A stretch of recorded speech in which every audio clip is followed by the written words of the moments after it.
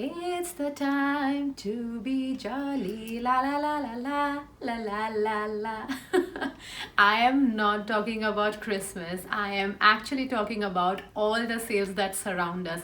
Starting from 11/11, then there is Black Friday, then you'll have 12/12, then the Christmas, New Year, and just starting the New Year.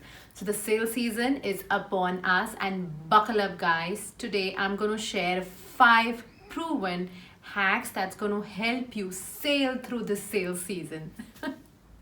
Now, before I dive into the hacks, do you know why Black Friday sale started?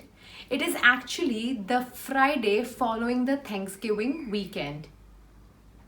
Traditionally, that's the day that marks the Christmas shopping day, and that's why the retailers started this as Black Friday sale.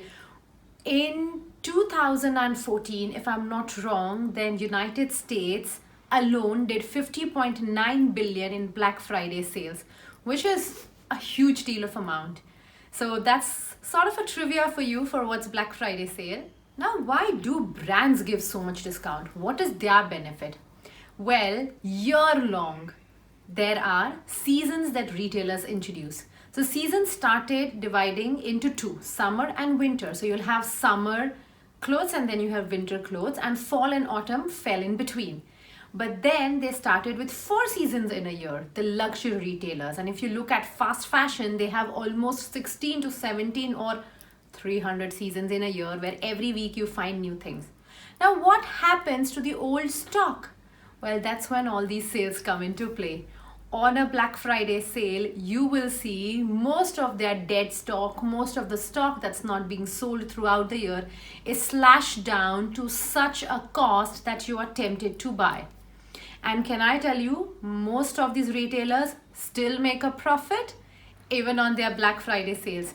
So a piece that you see is 70% marked down, they are still making a profit. Hi, this is Jainee Gandhi. I'm an image consultant, a style coach, and a sustainable style advocate. On this channel, we make videos on relatable, wearable fashion style hacks that are useful for everyone, irrespective of your age, size, color. So I have been a personal shopper for 10 years, and these hacks that you will see are tried, tested, and proven in my 10 years of experience of shopping with clients, shopping for clients, and obviously shopping for myself. So these years of experience are definitely going to help you guys as well. Please like, share, and subscribe my channel. I'm a new YouTuber, and every single like, comment, and share counts. Moving on, the first hack, revisit your list. I know most of us, when we go enter a store, we don't have a list as such. We just enter the store and we buy what fancies us. Now, the biggest issue with that is that when we walk in the store and we buy whatever we like at that very moment, is that you're falling into the trap that retailers are trying to set for you. When you have a list and you enter the store, you're going with a target.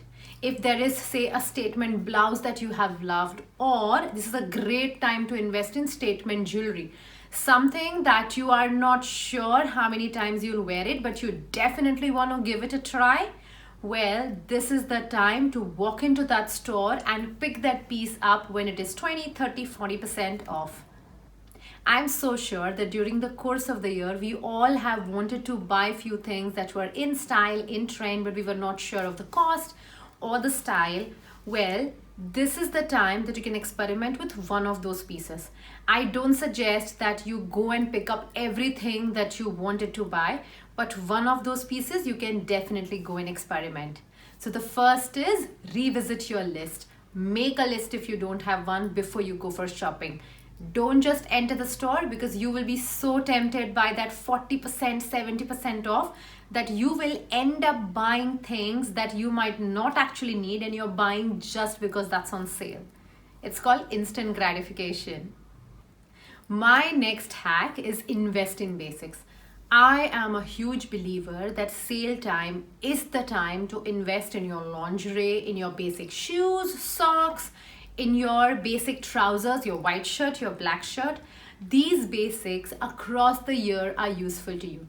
They are basics, they are classic, and they are timeless.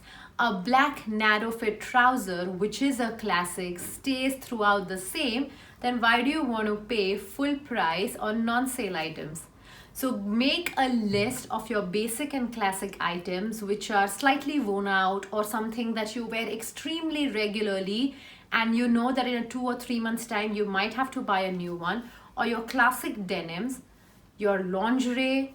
These items, when they go up on sale, take advantage of it. Basics and classic pieces are timeless, are a base of your wardrobe, and it's a great time to buy them during sale season and make their foundation strong in your wardrobe. Third hack for you is do not, I repeat, do not get fooled by marketing emails. Do you know Black Friday this year is on 27th November? But from 21st of November, you will start getting emails from all the brands whose newsletters you have subscribed. Brands are notorious for creating that hype for you. So the emails will say that, hey, come 26th November till the weekend, the Black Friday sale weekend. It's not restricted to one day anymore. The Black Friday sale weekend, you are going to get 70% off. You are not reading the fine print. It's never 70% off. It's up to 70% off on asterisk some items. So brands fool us. They are notorious to create these marketing hype for you. You enter that particular store and what you see, there is a teeny tiny counter with 70% off. Then there is a counter with 60% off, with 50% off. And the major chunk in their store, which is they supposedly call the new or fresh arrivals, are actually just 10% off. It's a consumer psychology. Brands very well know that when you are entering the store for that 70% off and you like something which is 20% off, you will still buy it because, well, you've made the visit to the store, then might as well. So don't get fooled by these marketing emails. The best thing I tell clients is unsubscribe from all these emails if you're getting tempted. And this mostly happens with online emails, okay? When you know that you can buy this online and the moment you see that 70% off tag, you're going to the website, raise your hand if you've done that. I have. You go to that website, you start checking the items, you realize the 70% is a very tiny stock. But you've made up your mind that you want to buy something. So now you'll say, okay, I can check the 50% off. Okay, I can check the 30% off. So the brands actually made you visit their store either physically or online with the whole 70% tag catch line. But you end up buying something which is 10 or 20% off. So the whole idea is that these brand marketing emails are extremely conniving. They are made for you to be fooled. And I'm not saying that all brands fool you, but majority, yes. And I've been a part of it. I realize now when brands send emails, so before these shopping days, I unsubscribe or I just delete without reading. So be very clever when you read these marketing emails, and when you enter the store, keep in mind that you're entering the store because it was 50 or 60% off and not because it was 10% off. Fourth hack, we have to have a special mention about makeup items. You know what happens with makeup items? Say a shirt is an X amount and the same makeup item is also an X amount. When you buy the shirt and you don't wear the shirt, it's hanging in your wardrobe. Every time you look at the shirt, you feel guilty that, oh, you spent an X amount but you're not wearing it. That doesn't happen with makeup items. Makeup items are so tiny and so small that you rarely feel guilty. They just go somewhere in your drawer, in your vanity case, and you don't even remember. So I need to have a special mention in these hacks for Black Friday sale shopping. What happens for makeup items is when you enter the makeup store and you've never in your life tried a highlighter and you don't intend to try because you don't like it. But the moment you see that a particular brand's highlighter is on 80% off and you're like, hey, let me just buy it. What if I apply this highlighter? But can I tell you, you are not going to apply that highlighter.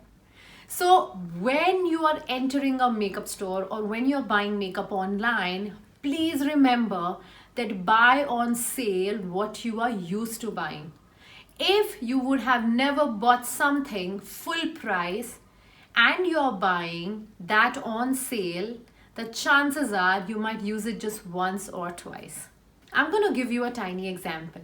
A client of mine who's never worn any dark lipstick in her life went to this Black Friday sale and bought a red, a purple, and a deep blue lipstick.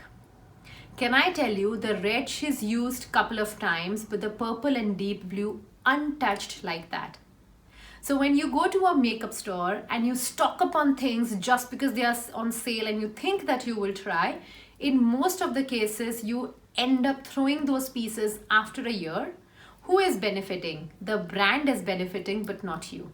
So yes, something that you don't have the guts to try just because of the cost, then you can invest one piece in it, but don't hoard makeup items just because they're shiny, they're glittery, and they are on discount, because the chances are that you will end up not wearing them throughout the year. The fifth hack. If you cannot control yourself while shopping, put all your credit cards away. Withdraw cash from your account, put cash in your wallet, put all your credit cards at home and go to buy. You know, this cashless economy is made for us to buy more because we are not paying money there and there. It's a simple card that is swiped and the statement comes at the end of the month. By that time, you have either used the pieces or by that time, the date to return those pieces have gone and your guilt purchase or the feeling of guilt is really less. So if you are someone who cannot control when you go out shopping, then I tell this to every single client that I work with, that put your cards at home, decide on a fair budget that you want to buy, and then withdraw that cash and go. The moment you're giving cash at the store counter, you are very conscious that you've spent X amount, then Y amount, then Z amount. But if you have a card, you won't bother so much because you're just swiping and you're not physically giving any cash. The economists also call the cashless economy as an economy to spend more. You know, everything's becoming so easy for us to spend more. I'll give you a simple example. A makeup store here allows Apple Pay as a legit way to pay. Alright, now whenever I visit the makeup store and I'm in two minds whether I want to buy or not buy, there is an option of inserting my credit card details and then there is an option of Apple Pay. When there was no Apple Pay, I would actually think through that, hey, I'm getting lazy, I have to go remove my credit card and then pay. But now with Apple Pay, just with touch of a button on my screen, the payment's done.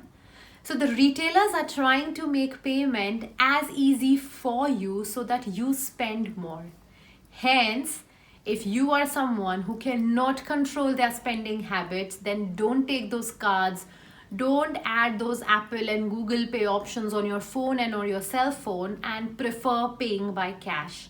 The pinching of cash will make sure that you are in your spending limits and you don't just go and buy things because of the sale. I am so sure that these 5 hacks are going to be useful. They are tried and tested over 10 years in my profession. And there is a special note that I want to share. Please try and support your small and local brands. When you buy, say, a $50 worth of things from a big fast fashion retailer, you are a teeny tiny person in that huge chain of economics. But when you spend $50 with a small local brand, that means so much to them. Also, because of the pandemic, things have been so rough that the smaller brands is getting difficult to survive. The smaller brands are equally good in their quality. The smaller brands are equally great in their styles. So I'm not against buying from fast fashion brands, but do give your local brands a chance and look at things from your small local brands that you can buy. I'm sure this video was helpful. Please like, subscribe, press that bell icon, and if you have any questions, please comment and I'll definitely reply. See you next time.